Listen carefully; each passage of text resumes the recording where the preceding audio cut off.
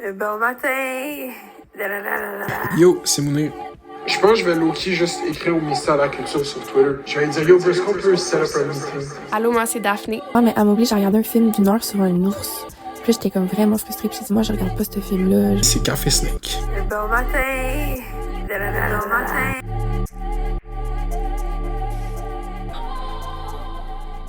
Yo, yo, yo! Bonjour tout le monde, bienvenue aux lignes ouvertes de Café Snake. Donc, comme à l'habitude, pendant la saison estivale, on vous abreuve de vos takes. C'est ça, on vous donne le micro. Vous avez parfois des choses à nous dire, d'autres fois c'est des questions, donc ça part. Puis profitez de cette période estivale pour remercier chacun et chacune d'entre vous qui avez écouté Café Snake à travers l'année. Et on va revenir en force éventuellement, donc passez un bel été. Bon été!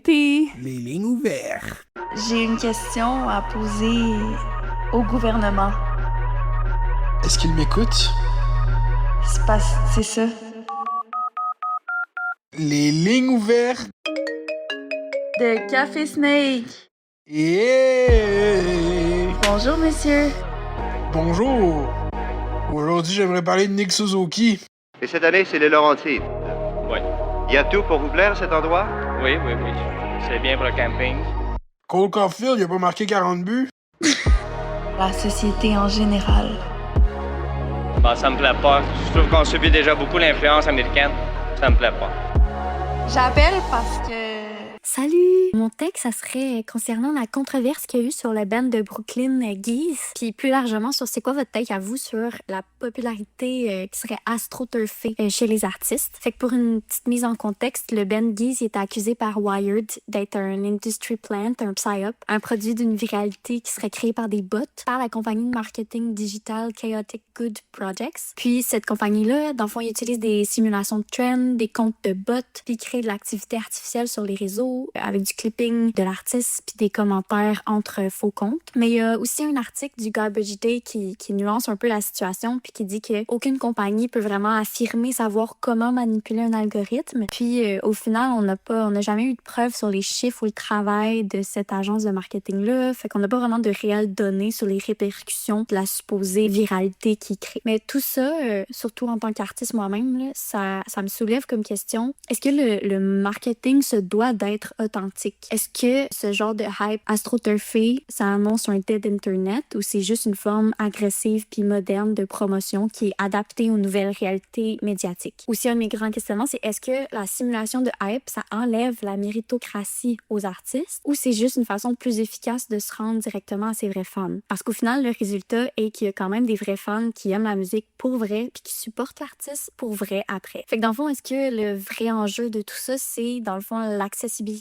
puis le privilège qu'il faut avoir pour se rendre à ces fans-là? Est-ce que ces techniques-là, dans le fond, manipulent le paysage culturel en mettant de l'avant juste des artistes qui ont le privilège de pouvoir se payer ces méthodes de marketing pour se faire connaître rapidement dans un environnement qui devient un peu pay-to-play? En terminant, ces questions-là, pour moi aussi, sont comme intensifiées par le fait qu'on parle d'un band rock indie. Fait comme si une identité alternative peut pas aller avec un marketing digital parce que ça brise un peu nos rêves, ça brise le narratif qu'on se fait des artistes indie. C'est comme si on s'attend à ce que les artistes indie percent juste grâce à leur talent, leur travail acharné, puis un peu de chance. On s'en choque un peu moins quand c'est des pop stars puis des gros labels qui utilisent ces méthodes-là. Au final, on essaye tous de percer le même mur algorithmique, mais juste avec des moyens puis des privilèges différents. Alors voilà, j'ai hâte de savoir votre take à vous sur ça. Merci!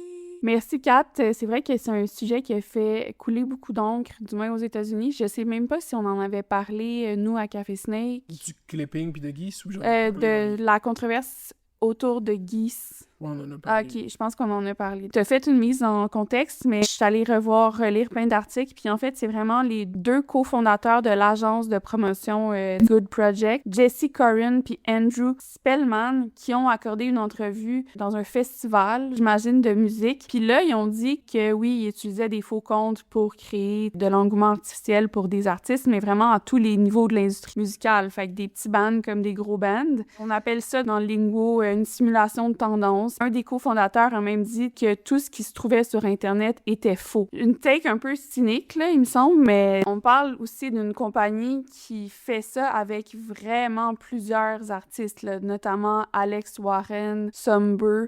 T'as nommé les artistes que c'est comme, of course, qui étaient... Anyway. Pour vrai? Ben, Alex Warren puis Sumber, surtout. Alex Ouais. Warren, tu sais, toutes les vidéos de mariage.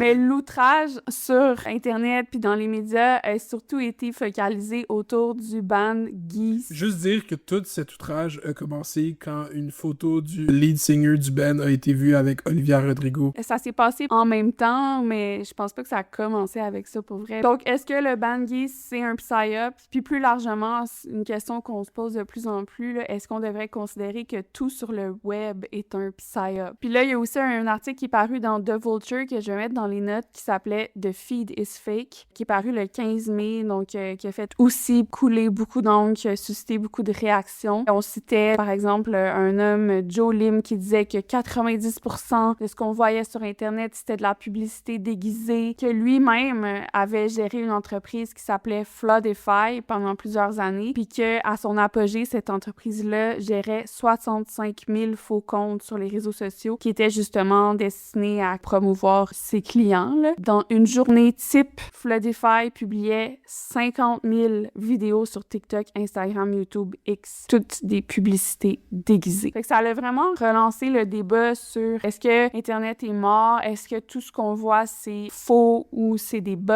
Puis en même temps, il y a eu tout le débat, la couverture médiatique sur le clipping, qui est un sujet que Mounir a souvent abordé dans Café Snake. Donc le clipping, une forme de sous-traitance plus ou moins systématisée, où est-ce que des streamers payent des individus pour découper puis diffuser des extraits courts de leur stream sur le web, puis souvent ils sont payés au rendement. Puis même aussi au Québec, ben on a commencé à faire la couverture de ça. On a parlé du bijoutier Medusa qui utilisait cette technique-là. J'ai l'impression que c'est comme devenu une panique morale presque, là. Honnêtement, j'avais jamais écouté Geese, là, je connaissais pas ce band.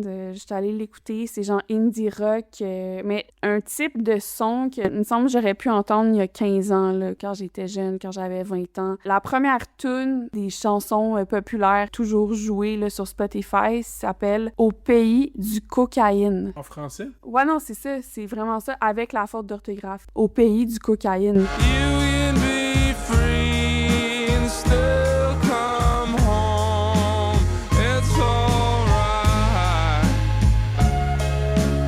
Ce titre-là, il me semble, c'est genre l'authenticité fabriquée. On est à New York, on prend de la drogue, du cocaïne. Moi, c'est ça le narratif que je me fais dans ma tête, mais on est sous puis on essaie de parler français puis ça sort tout croche. Puis c'est donc bien authentique. Ça me faisait aussi penser, genre vraiment au Velvet Underground, des types de paroles de genre je prends de la dope à Brooklyn. Basically, le gars qui attend son pusher au coin de 2 rues. Même thématique, même endroit, sauf que là, quand je parle des Velvet Underground, on est en 1967. C'est pas groundbreaking là, comme musique indie, on s'entend. C'est comme du recraché, du remâché. Mais c'est sûr que l'espèce de persona puis l'identité de l'indie rock, ça suppose une forme d'authenticité. Puis je pense qu'aujourd'hui, on pourrait dire que cette authenticité-là, ben oui, elle est fabriquée. C'est à cause des millennials. Ouais, c'est notre faute. Mais c'est vous qui avez rendu ça le genre le plus populaire. Puis là, tous les gros bands, leur esthétique, c'était indie rock, mais c'était genre signé en deux Universal Music Group. C'est ça, il y a eu énormément de takes là-dessus. Il y a des gens qui ont dit comme toi, tu sais, c'est le type de musique qui est pas de la pop mainstream. Fait qu'on s'attend pas à ça de leur part. On aurait voulu un band qui devient populaire juste à travers le fait qu'il est entendu plutôt qu'à travers une viralité simulée. J'ai lu des takes sur Blue Sky de théoriciens des réseaux sociaux, tu sais, qui disaient, ben, est-ce que c'est pas un peu simpliste d'établir un espèce de sentiment d'artificialité ou du fait qu'on est bombardé de vidéos courtes alors qu'on vit dans un écosystème médiatique depuis longtemps qui est basé sur des indicateurs de performance, des algorithmes, puis qui fonctionne aussi à travers l'incitation à l'attention, à capturer l'attention des gens. Fait comment est-ce qu'on peut publier de toute façon du contenu réellement, entre guillemets, authentique dans un système, dans un appareil qui est lié à l'attention, puis que cette attention-là, elle est liée à un certain profit. Garbage Day, lui, a dit, ben c'est le psyop d'un psyop parce que son équipe est allée consulter les 10 faux compte qui aurait été soi-disant créé pour faire de l'engagement là, de la compagnie Chaotic Good. Puis apparemment que ces faux comptes-là, ben ils ont vraiment pas beaucoup de views. Fait que est-ce que la sortie médiatique des deux cofondateurs de Chaotic Goods nous fait juste croire à un succès fabriqué pour nous faire croire que leurs services, les services qu'ils vendent sont super efficaces puis qu'au fond, c'est de la bullshit? Ça aussi, c'est une piste. Je vais mettre l'article de Garbage Day dans les notes aussi, mais quelqu'un qui dit, ben si tout le monde pouvait devenir viral seulement à travers le clipping, ben tout le monde le serait viral. Il doit avoir en quelque part une authenticité dans le sens où les gens ont vraiment aimé ce son-là, cette musique-là, ces personnalités-là. Fait que est-ce que ça enlève vraiment le mérite de l'artiste? Puis dans quelle mesure est-ce que l'artiste est tributaire de ses tunes aujourd'hui? Tu sais, Alex Warren, c'est lui qui écrit ses tunes? À ce qui paraît, ouais. En fait, oui, c'est ça qu'il dit. Puis, fait que là, on parle d'une forme de manipulation du paysage culturel, mais je pense que même en dehors des réseaux sociaux, il y a toujours une manipulation du paysage culturel. Si tu vois les gens qui sont invités, par exemple, dans les émissions de télé au Québec ou les émissions de radio, c'est pas le hasard qui choisit ces gens-là. Non seulement c'est pas le hasard, mais c'est même pas la popularité de ces personnes-là qui définit leur place autour de la table. Le take que j'ai trouvé le plus intéressant, c'est Madison Wuziga, qui s'appelle Where are the rock bands? Rock Identity Post-Irony. Donc, je vais mettre aussi son texte dans les notes. Puis elle dit que, bon, la génération Z, même Alpha, ont grandi immersés dans le web, puis qu'ils sont très conscients que, dans le fond, tout relève de la performance. Puis là, je vais mettre un bémol, là, dans le sens que même si on est hors ligne, dans une réalité qui est juste physique, on est aussi en performance. Si on s'adapte toujours au contexte d'une situation. Je parle pas de la même façon à Mounir que je parle, par exemple, à la madame au dépanneur ou au fleuriste ou à une potentielle personne qui engagerait mes services. Puis aussi, c'est le fait que tout peut être capté. Tout peut être une story Instagram ou devenir un TikTok. Tu sais, moi, je l'avais aussi observé dans les foules. Je me rappelle, en sortant de la COVID, en 2022, j'étais allé voir le set de Yeet à Métro. Je voulais être un peu dans la foule pour le set de Yeet, puis la corde était vraiment jeune. Là, c'était quand il était justement à son apogée viral. Si t'étais sur TikTok entre 2020, 2021, 2022, Yeet a eu tellement beaucoup de sons virals qui ont pas rapport avec juste le monde du rage rap. C'était vraiment cette audience TikTok-là. À un moment donné, il y avait comme une espèce de mosh pit qui s'était ouvert, puis je voyais que personne allait dedans, puis tout le monde avait leur sel sorti un peu, puis c'était le deuxième jour de Métro, puis il y avait eu une vidéo semi-virale qui était comme « Oh my god, les crowds à Métro sont tellement losers ». Fait que j'avais l'impression que tout le monde se regardait en mode qui allait commit à aller là-bas, sachant très bien qu'il était filmé. Mounir! Va dans le mosh pit. Juste pour continuer là, sur le take de Madison, cette espèce d'hyper-conscience-là de la performance, selon elle, ça aurait fait en sorte qu'on est plutôt du côté de l'ironie. La nonchalance aussi. Ouais, puis en étant conscient que tout est performance, finalement, on est aussi conscient que l'authenticité, ça relève de la performance. Surtout quand c'est médié, soit à travers un écran ou par exemple sur un stage. Elle dit que peut-être qu'on est plus proche des artistes qui vont, de façon délibérée, se mettre en scène, insister sur l'aspect performatif de leur travail dans l'espace de la pop. Peut-être que pour les générations plus jeunes, elle dit que l'authenticité dans la musique, c'est moins par rapport à une image et plus avec l'idée d'être honnête par rapport à la performance qu'on donne. Un bon exemple de ça, c'est Charli XCX qui a vraiment séduit la Gen Z, vraiment avec une espèce d'ambiguïté, de sentiments sincères, d'honnêteté, mais vraiment avec une bonne dose d'ironie, puis toujours de surconscience que qu'est-ce qu'on est en train de faire, c'est une performance. Pour répondre aussi à ton take, je pense que comme tu l'as dit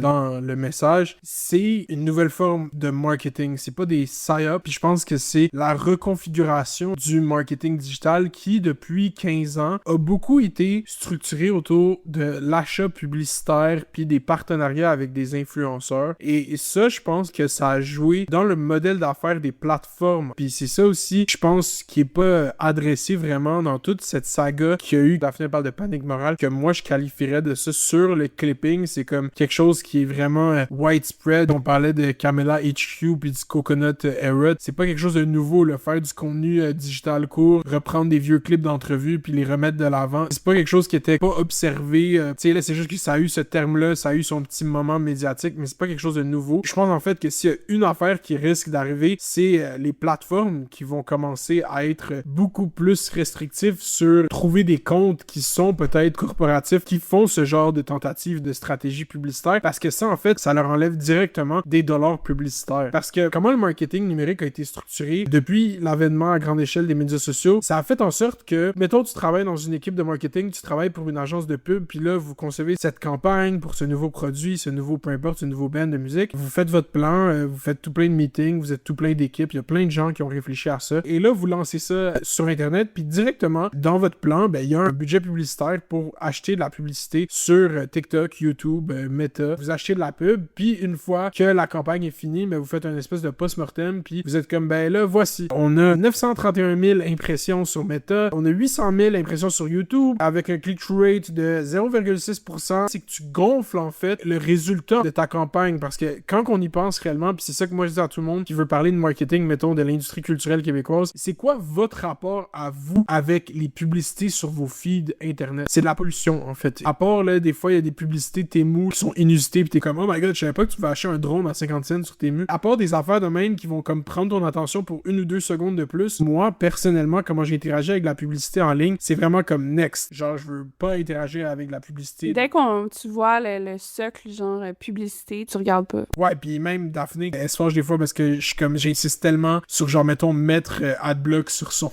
ordi. Moi, des fois, j'aime ça en voir la publicité parce que je trouve que c'est une façon aussi de prendre le pouls du monde. Ouais, quand on regarde la télé, moi j'aimais ça voir les publicités pendant les games du Canadien. Mais moi, quand c'est des espèces de unskippable ads web, surtout que sur n'importe quel site, souvent ils vont rejouer les mêmes pubs. Le fait que, mettons, on ait valorisé ça autant dans le monde du marketing digital pendant un bon nombre d'années, ça a fait en sorte que, pour moi, c'est ça le vrai Dead Internet Theory. Parce qu'on a plein de firmes de marketing qui se félicitent pour avoir atteint des millions d'impressions, mais ça n'a aucun impact probant sur comme la culture. Tout ça est pour s'auto-féliciter, monter le corporate ladder. Quand on parle de promouvoir un produit, un restaurant, une business, whatever, ça me dérange pas. Mais quand on parle de promouvoir des œuvres culturelles dans le moment où est-ce qu'on est comme, la culture se meurt. Selon toi, ça a un impact culturel, les faux comptes qui génèrent des clips? Ben oui, 100%. C'est même pas juste des faux comptes. Il y a un compte, le Contenu Québec, là, qui est populaire sur TikTok. Ce compte-là, c'est une auditrice de Café Snake, émerge littéralement de moi qui stream sur Twitch, puis qui est comme, il faudrait qu'on crée des comptes de clips de faits divers. Puis elle a créé un compte de clips de faits divers en 3 semaines. On a fait genre, je pense, des millions de vues, actually. Puis comme, c'était en 2022, tu sais. Moi, je me rappelle, quand j'avais 19-20 ans, j'ai fait un genre de stage dans une boîte de pub en Angleterre. C'est diffus, là, dans ma tête, parce que ça fait fucking longtemps, mais on me demandait d'écrire des commentaires. Peut-être c'était sur un genre de message board, un peu comme Reddit, comme si j'étais une utilisatrice, puis que j'étais oui, parce que donc contente du produit. Même toi qui adore les reviews sur Sephora, ça aussi, c'est AstroTurf. Ouais, mais moi, j'aime ça quand elles me semblent authentiques, tu comprends? Des fois, je lisais juste les mauvaises reviews. Moi, j'aimais ça lire des gens qui étaient comme, si j'avais pu donner 0 étoile, je l'aurais fait. Moi, j'aime ça lire des mauvaises reviews sur Letterboxd. Mais tu vois, il y a quelque chose, genre, on est quand même à la recherche d'authenticité, fait qu'on n'est pas dans un rapport qui est totalement cynique. Souvent, il y a des films, par exemple Backrooms, qu'on vient d'aller voir, il se fait review bomb par des gens qui sont trop lore obsessed, pis sont comme, non, les Backrooms, c'est pas ça. C'est genre des fans de Five Nights at Freddy's, pis sont genre, non, en fait, le niveau 343, il est supposé avoir une licorne qui te laisse passer si tu lui donnes une carte mauve. Fait que eux, ils font, une étoile, worst movie in my life, et essaient de descendre la note. Fait que c'est pas parce que il y a des commentaires négatifs aussi que ça, c'est pas botté. Il y a des personnages comme ça dans les reviews qui sont un peu comme des hantises là, de certains milieux culturels. Je sais que sur Goodreads, il y avait un utilisateur ou une utilisatrice qui s'appelait Geek the Girl. Je sais pas si elle est encore là, mais elle laissait systématiquement aux auteurs québécois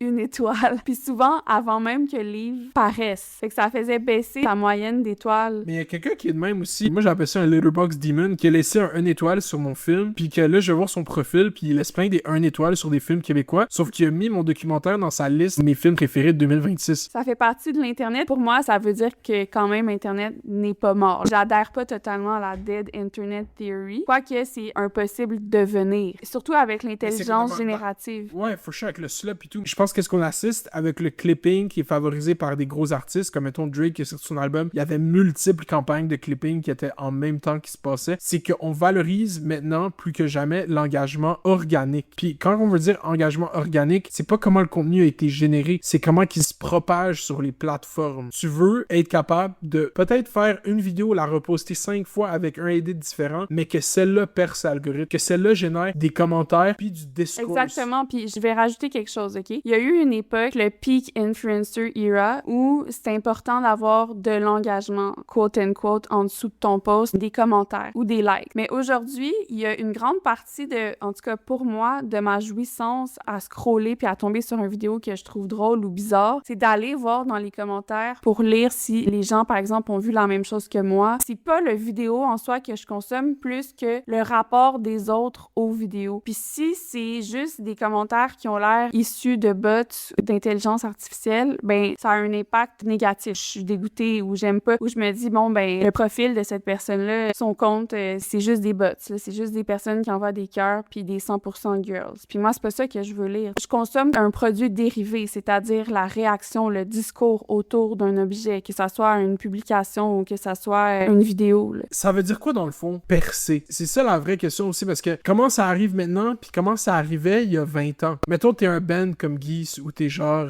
MGMT, là. Comment tu perces? MGMT, c'est dans mon temps. Je sais, c'est pour ça que j'ai dit ça. OK. Puis, mettons que t'es The Velvet Underground. Tu vas faire des petits shows en espérant qu'il y ait quelqu'un d'un label qui soit là, qui te voit, qui vienne te parler, qui t'aime bien, ou t'es ami avec quelqu'un d'autre qui est signé à un label, il y a un A&R qui vient, qui t'aime bien. Là, OK, ouais, ben tu peux faire la première partie de ce band-là quand ils vont venir. Puis là, boum, tu fais la première partie de ce band-là, puis il y a du monde qui te découvre un peu. On a tout le temps fait du marketing autour de la musique. Puis avant, je pense que l'affaire, qu'est-ce qui est différent, mettons, des 5 dernières années, genre post-TikTok, puis même post-Instagram, parce qu'avec le rap, c'est arrivé à l'époque du SoundCloud Rap, ça c'était en 2015, 2016, 2017, c'est qu'il y a moins de gatekeepers. Si tu vas dans l'absolu, tout le monde est sur le même terrain de générer de la viralité. Moi, ça fait 2 ans que je dis ça dans Café Snake, parlez pas de découvrabilité, parlez de viralité. Mais quand je dis parler de viralité, ça revient à parler de générer des clips viraux. On est dans cette époque-là. Quand tu parles de viralité, tout ça, je trouve qu'il faudrait que tu pousses pour qu'on sente qu'il y a, mettons, de la chair autour de l'os. Quand tu veux dire viralité, tu veux dire créer du discours. Créer de l'engagement organique. Donc, des gens qui parlent, qui décortiquent, qui analysent, qui critiquent. Aussi, mais mettons, on prend le plus récent, là. Qui sait, puis là, je spécule, l'avènement viral de Angine de poitrine, là, comment il s'est fait matériellement? À travers, littéralement, des clips d'une performance qui sont devenus virales sur TikTok. Oui, exact. Rien d'autre. Comme ils sont forts, là, tout le crédit va à eux pour le grind. Mais qu'est-ce qui est arrivé sur Internet? Ils ont fait la performance sur YouTube, elle a été diffusée partout sur Internet, ils ont fait des entrevues, ils ont fait des affaires, ces choses-là ont été mis en clip sur Internet. Voici. Mais justement, il y a comme aussi une espèce d'opacité derrière cette performance-là, il y a des costumes qui créent une forme d'engouement, parce que quand on parle de viralité, j'analyse les métaphores, mais quelque chose de viral, c'est comme un virus, t'attrapes un virus, t'es un peu victime du virus, tu sais. Il y a quelque chose où tu l'adoptes pas, t'as pas d'agentivité, alors que moi, je pense que tu veux dire, quand il y a une viralité, il y a un aspect mémétique, tu sais, il y a un aspect où on veut embarquer dans une conversation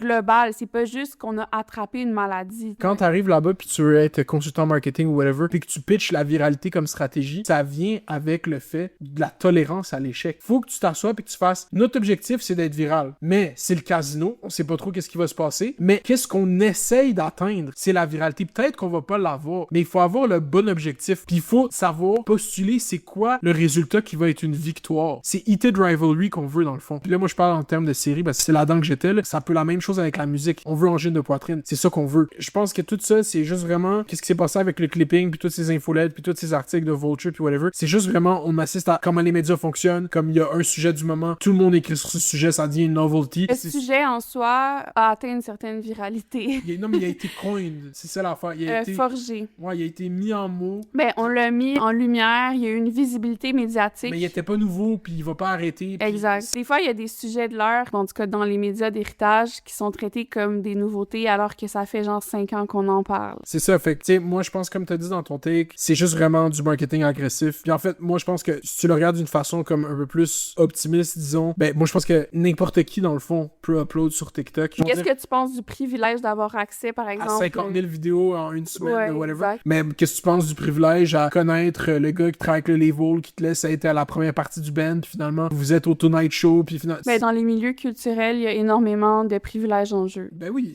malheureusement, pas... je pense pas que c'est une game, justement, de mérite. Il y a 2 affaires. Tu veux faire de la musique ou tu veux être dans la business de la musique? Non, mais je veux dire, c'est ça la réalité. Puis c'est ça avec tous les artistes. Puis à la fin de la journée, il y a des gens qui vont full artsy, puis qui finissent par être récompensés par l'affaire, qui vont jamais se mettre en marché, qui vont jamais comme développer des discours simples à genre vendre. Parce qu'on vit dans un système capitaliste. Puis l'art, depuis qu'il existe, comment il a pu être fait à son plus haut niveau, c'était parce que les chefs d'État, les rois, les empereurs ont financé des artistes. Puis là maintenant, c'est les bourses du gouvernement. Tu sais, on vit sous le capitalisme. Les réseaux sociaux sont par définition intégrés à ce système-là. Puis qu'est-ce que ça cherche? En fait, le capitalisme, ça cherche à se reproduire les rapports de pouvoir. Donc, ceux qui ont déjà du pouvoir ont plus de chances d'obtenir encore plus de pouvoir. Merci pour ton take. On passe maintenant aux commentaires de Jacob. Salut Daphné, salut Monère, salut toutes les cafés snakers. Mon take va probablement être controversé, mais ça peut amener à des discussions intéressantes. Ça prend sa source dans les dernières fois qu'on a parlé, je pense que c'est l'année passée, la dernière fois qu'on a parlé du fameux déclin du français au Québec et surtout à Montréal. Ça m'a frappé quand j'ai vu sur les médias sociaux, notamment, une énième fois où quelqu'un faisait discréditer son propos parce que son français n'était pas impeccable.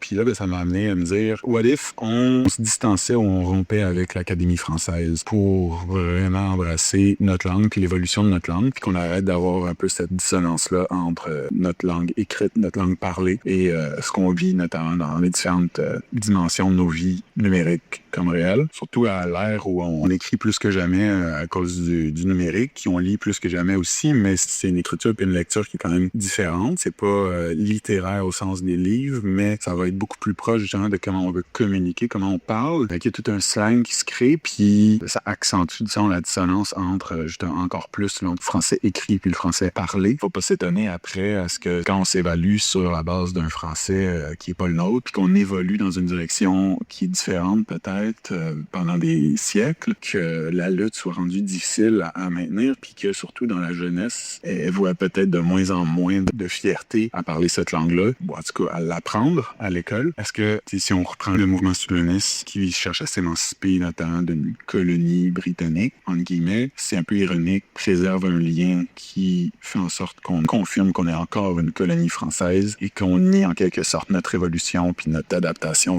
dans ce territoire-là. Quand on parle de déclin, c'est pour protéger la langue, mais quelle est la langue qu'on veut vraiment protéger? C'est le français de la France en Amérique ou c'est notre culture à nous qu'on a bâtie ici au fil des siècles? Merci Jacob. Je pense que j'en avais parlé dans les tout premiers épisodes de Café Snake. Fait que là, j'ai peut-être l'impression de me répéter. Je pense que quand j'étais jeune, il y avait un suppléant haïtien qui était venu dans une de nos classes. Puis il avait dit quelque chose qui me marquait. Il a dit « La plus belle langue, c'est la langue qu'on parle. » Fait que peu importe t'es qui, genre, c'est cette langue-là qui est liée à tes affects, à tes souvenirs, qui est dans ton corps. Et j'ai toujours essayé comme d'appliquer ça avec mon écriture, personnellement. Puis je pense que j'en ai déjà parlé aussi à Café Snake, mais j'ai comme vécu une espèce de traumatisme quand mon livre qui a connu un certain succès, Le Maquillé, a été publié en France, chez Grasset. Puis là, on m'a fait passer à travers tout un processus d'adaptation culturelle qui a fait en sorte que le livre que ça a donné, qui avait déjà été édité et publié d'ailleurs, ben je le reconnais pas en français de France. Ça a donné tout un autre livre, puis la personne qui l'a adapté, l'éditrice, elle a fait ça avec d'autres livres québécois. Puis d'ailleurs, j'aurais dû me méfier parce que dans la première conversation que j'ai eue avec elle au téléphone, elle me dit que finalement, les livres au Québec, ou comme mon livre, c'était comme un diamant brut qu'il fallait polir.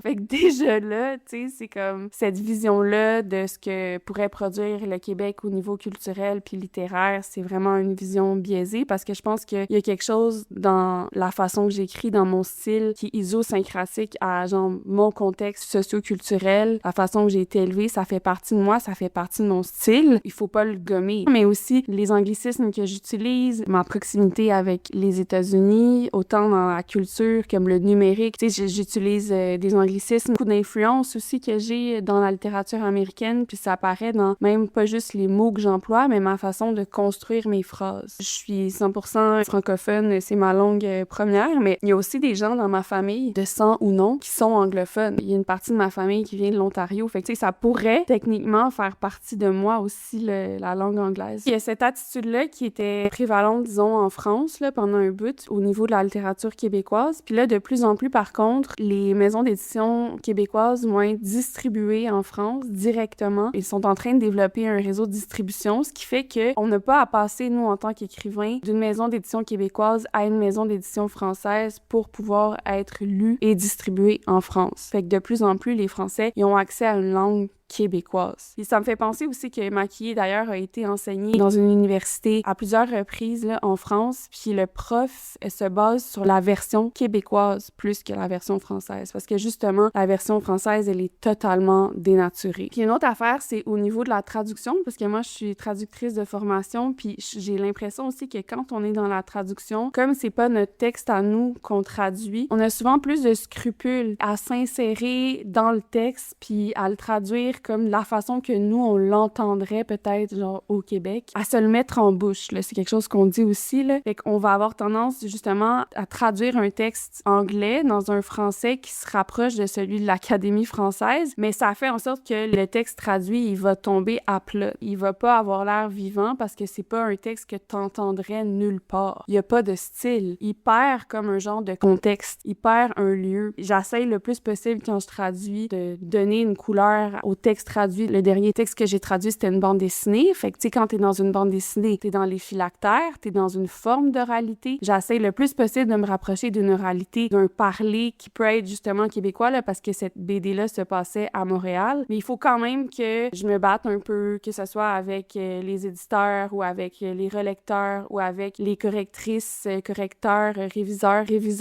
Il faut que je tienne mon bout. Je trouve que c'est intéressant de voir à quel point dans la traduction, on n'est pas encore rendu là au niveau de l'acceptation, tu sais, du fait qu'on a une langue particulière, on a un français particulier. Puis il n'y a pas de français neutre ou international. Ça existe pas. Si on reconnaît cette existence-là, c'est qu'on reconnaît finalement une supériorité, une hiérarchie. Puis quand on parle de revenir à un français soi-disant pur, là, c'est une forme de nostalgie qu'on voit beaucoup de toutes sortes de façons dans les discours de la droite. Cette idée d'une pureté, de quelque chose qui serait pur, que ce soit au niveau de l'ADN ou même d'une langue, ben c'est quelque chose non seulement qui est fantasmé, mais qui a des racines excessivement racistes, là. Moi, avec l'usage d'anglicisme puis de franglais, disons, le fait que je fais ça naturellement, qu'on pourrait décortiquer les causes, mais que j'ai beaucoup aussi diffusé ça, puis que je me suis beaucoup fait diffuser en train de parler de même, il y a quand même au sein même du Québec un gros bassin de gens qui ont une immense aversion pour le concept même de franglais ou l'usage d'anglicisme, puis c'est comme quelque chose de viscéral. Je vois des commentaires des fois qui sont très négatifs sur l'usage d'anglicisme, tandis que pour moi, puis ça c'est un des pans en fait narratifs qui a été enlevé du documentaire après moi le déluge, parce que je sais pas si vous remarquez dans le documentaire, mais je parle avec beaucoup d'anglicisme, puis je cite même des exemples de shows de télé américains quand je parle de Vrac TV, Drake and Josh, Hannah Montana, parce que il y avait quand même de quoi d'intéressant dans moi étudier le développement de Vrac TV, c'est que les gens de ma génération, ils sont arrivés au moment où Vrac TV a commencé déjà à perdre des moyens financiers à cause des bouleversements technologiques, puis beaucoup de la grille horaire est progressivement devenue de plus en plus de traduction de séries américaines, puis avec Denis Dubois, il y a comme tout un pan qu'on a décidé d'enlever du documentaire parce que c'était un layer de trop, on trouvait. Moi, j'avais comme théorie que une des affaires qui a primé ma génération à s'américaniser, c'est que très jeune, on a existé dans un imaginaire américain par des traductions de séries américaines, les référents, les codes, les lieux, les espaces, la musique, tout ça. On a juste existé dans des séries de Disney Channel très jeunes, fait que ça nous a comme primé à aller écouter Netflix, à aller écouter YouTube. On était déjà prêts. Puis c'est de là que moi, je pense que les anglicismes sont rentrés dans mon vocabulaire. Puis là, après, ça a culminé avec un groupe comme Dead Obies, qui étaient des gens plus vieux que les gens de ma génération, puis qui l'ont revendiqué fièrement, ce qui nous a encore plus emboldened, là, tu vois, j'ai pas de mot français, là, mais qui nous a encore plus donné de légitimité à nos yeux de parler en franglais. Même si eux se faisaient critiquer par Sophie Durocher, il y avait comme un espèce de discours intellectuel, surtout de Yes McCann, de Jean-François Ruel, sur pourquoi ils parlaient comme ça. Je pense pas que se départir de l'Académie française va faire en sorte que soudainement on va revendiquer le franglais fièrement, quand moi je constate qu'il y a quand même un gros bassin de gens immenses qui ont un mépris total pour ça. Mais tu sais, au niveau de la création, une des premières choses que tu dois faire, c'est accepter qu'est-ce qui sort de toi. Puis l'apprécier aussi, puis pas essayer de faire comme. Et c'est ça aussi de trouver sa voix, là, c'est cheesy à dire, mais qu'est-ce qui est particulier dans ta voix? Ben, il faut que tu remontes à la personne que t'es, les influences, les gens qui t'ont entouré, puis il faut que t'acceptes ça. Donc, merci pour le take. Donc, c'était un épisode des Lignes ouvertes de Café Snake. Bon été! Merci de nous écouter, de nous soutenir. On est vraiment privilégiés. On est de retour le 25 août. Ben, moi, en tout cas, je vais vous revenir avec la formule hybride de Café Snake qu'on va vous présenter en temps et lieu. Exactement. Merci à tout le monde d'écouter, puis j'espère que vous passez un très bel été. Merci beaucoup. La musique d'intro et de outro Aslo. A-Z-L-O.